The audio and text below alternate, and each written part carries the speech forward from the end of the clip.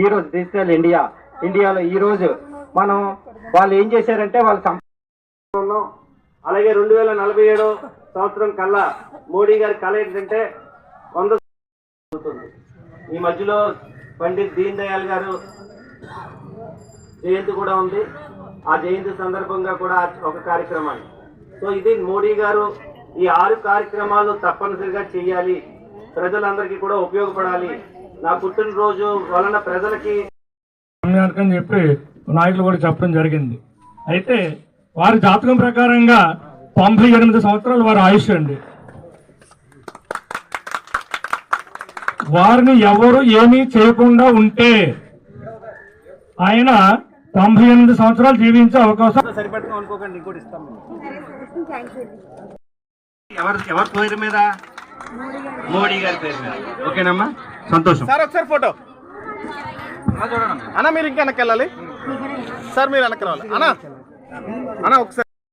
మన నిర్భయానంద స్వామి గారికి మొట్టమొదటి సభ్యత్వం ఇవ్వడం జరుగుతుంది. పెట్టుకోండి.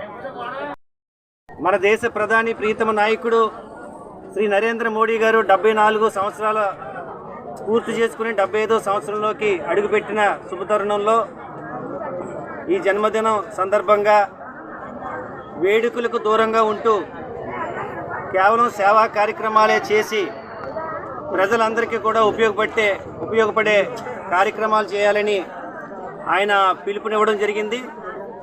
దాంట్లో భాగంగా పిఠాపురం అసెంబ్లీలో గొల్లప్రోలు టౌన్లో ఈరోజు వృద్ధులకు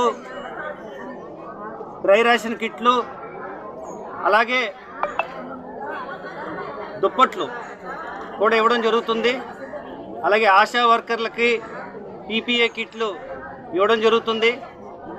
అలాగే సభ్యత్వ నమోదు కార్యక్రమాల్లో ఎవరైతే 100కు పైన సభ్యత్వాలు చేశారో వాళ్ళందరికీ కూడా హాట్ బ్యాగ్స్ ఇవ్వడం జరుగుతుంది.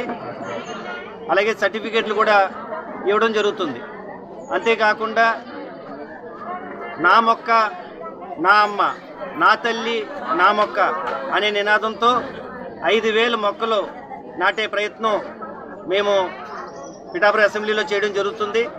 అంతేకాకుండా బ్లడ్ క్యాంపులను కూడా నిర్వహించడం జరుగుతుంది.